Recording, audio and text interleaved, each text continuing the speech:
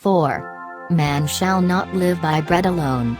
He quotes the statement, that men do not live by bread alone, but by the secret blessing of God. Hence we conclude, that Satan made a direct attack on the faith of Christ, in the hope that, after destroying his faith, he would drive Christ to unlawful and wicked methods of procuring food. And certainly he presses us very hard, when he attempts to make us distrust God, and consult our own advantage in a way not authorized by his word. The meaning of the words, therefore, is, when you see that you are forsaken by God, you are driven by necessity to attend to yourself. Provide then for yourself the food, with which God does not supply you. Now, though he holds out the divine power of Christ to turn the stones into loaves, yet the single object which he has in view, is to persuade Christ to depart from the word of God, and to follow the dictates of infidelity. Christ's reply, therefore, is appropriate, man shall not live by bread alone. You advise me to contrive some remedy, for obtaining relief in a different manner from what God permits. This would be to distrust God, and I have no reason to expect that he will support me in a different manner from what he has promised in his word. You, Satan, represent his favor as confined to bread, but himself declares, that, though every kind of food were wanting, his blessing alone is sufficient for our nourishment. Such was the kind of temptation which Satan employed, the same kind with which he assails us daily.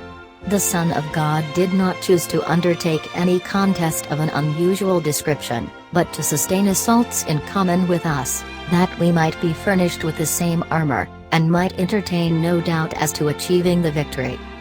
It is written, man shall not live by bread alone. The first thing to be observed here is, that Christ uses Scripture as his shield, for this is the true way of fighting, if we wish to make ourselves sure of the victory. With good reason does Paul say, that, the sword of the Spirit is the word of God, and enjoin us to take the shield of faith, Ephesians 6:16-17, hence also we conclude, that papists, as if they had made a bargain with Satan, cruelly give up souls to be destroyed by him at his pleasure, when they wickedly withhold the Scripture from the people of God, and thus deprive them of their arms, by which alone their safety could be preserved.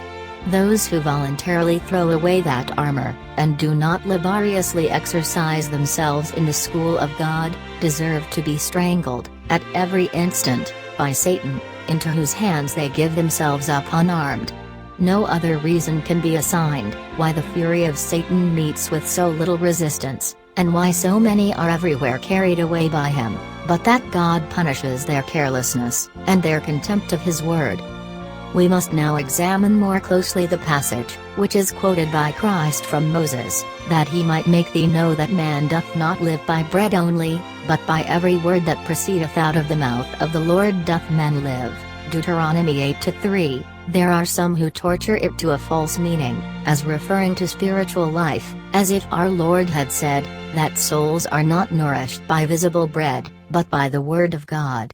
The statement itself is, no doubt, true, but Moses had quite a different meaning. He reminds them that, when no bread could be obtained, God provided them with an extraordinary kind of nourishment in manna, which they knew not, neither did their fathers know, Deuteronomy 8:3, and that this was intended as an evident proof, in all time coming, that the life of man is not confined to bread, but depends on the will and good pleasure of God. The word does not mean doctrine, but the purpose which God has made known, with regard to preserving the order of nature and the lives of his creatures. Having created men, he does not cease to care for them, but, as he breathed into their nostrils the breath of life, Genesis 2-7, so he constantly preserves the life which he has bestowed. In like manner, the Apostle says, that he upholdeth all things by his powerful word, Hebrews 1-3, that is, the whole world is preserved, and every part of it keeps its place, by the will and decree of him, whose power, above and below, is everywhere diffused. Though we live on bread, we must not ascribe the support of life to the power of bread, but to the secret kindness, by which God imparts to bread the quality of nourishing our bodies. Hence, also, follows another statement, By every word that proceedeth out of the mouth of God shall men live. God, who now employs bread for our support, will enable us, whenever he pleases, to live by other means. This declaration of Moses condemns the stupidity of those who reckon life to consist in luxury and abundance, while it reproves the distrust and inordinate anxiety which drives us to seek unlawful means. The precise object of Christ's reply is this: we ought to trust in God for food, and for the other necessaries of the present life, in such a manner, that none of us may overleap the boundaries which he has prescribed. But if Christ did not consider himself to be at liberty to change stones into bread, without the command of God, much less is it lawful for us to procure food by fraud, or robbery, or violence, or murder. 5. And the devil conducted him to a high mountain, and showed him all the kingdoms of the world in a moment. 6. And the devil saith to him, I will give thee this universal power, and the glory of them, for they have been delivered to me, and to whomsoever I will, I give it. 7. If, therefore, bowing down before me, thou shalt worship, all things shall be thine. 8. And Jesus answering said to him, Go behind me, Satan, for it is written, Thou shalt adore the Lord thy God, and him alone thou shalt worship. 9. And he led him to Jerusalem, and placed him on a parapet of the temple, and said to him, If thou art the Son of God, throw thyself down hence. 10. For it is written, that he will command his angels concerning thee, that they may preserve thee. 11. And that they will support thee with their hands, lest thou dash thy foot against a stone. 12. And he answering said to him, It is said, Thou shalt not tempt the Lord thy God.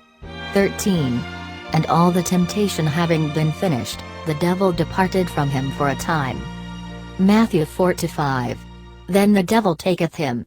It is not of great importance, that Luke's narrative makes that temptation to be the second, which Matthew places as the third, for it was not the intention of the evangelists to arrange the history in such a manner, as to preserve on all occasions, the exact order of time, but to draw up an abridged narrative of the events, so as to present, as in a mirror or a picture, those things which are most necessary to be known concerning Christ. Let it suffice for us to know that Christ was tempted in 3 ways. The question, which of these contests was the second, and which was the third, need not give us much trouble or uneasiness. In the exposition, I shall follow the text of Matthew. Christ is said to have been placed on the pinnacle of the temple. It is asked, was he actually carried to this elevated spot, or was it done in vision? There are many who obstinately assert that the body was really and actually conveyed, for they consider it to be unworthy of Christ, that he should be supposed to be liable to the delusions of Satan. But it is easy to dispose of that objection. There is no absurdity in supposing that this took place by the permission of God and the voluntary subjection of Christ, provided we hold that within, that is, in his mind and souls, he suffered no delusion. What is next added, that all the kingdoms of the world were placed in the view of Christ, as well as what Luke relates, that he was carried to a great distance in one moment, agrees better with the idea of a vision, than with any other supposition.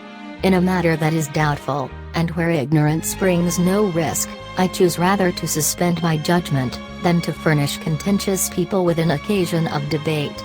It is also possible, that the second temptation did not follow the first, nor the third the second, in immediate succession, but that some interval of time elapsed. This is even more probable, though the words of Luke might lead to the conclusion, that there was no long interval, for he says, that Christ obtained repose for a time.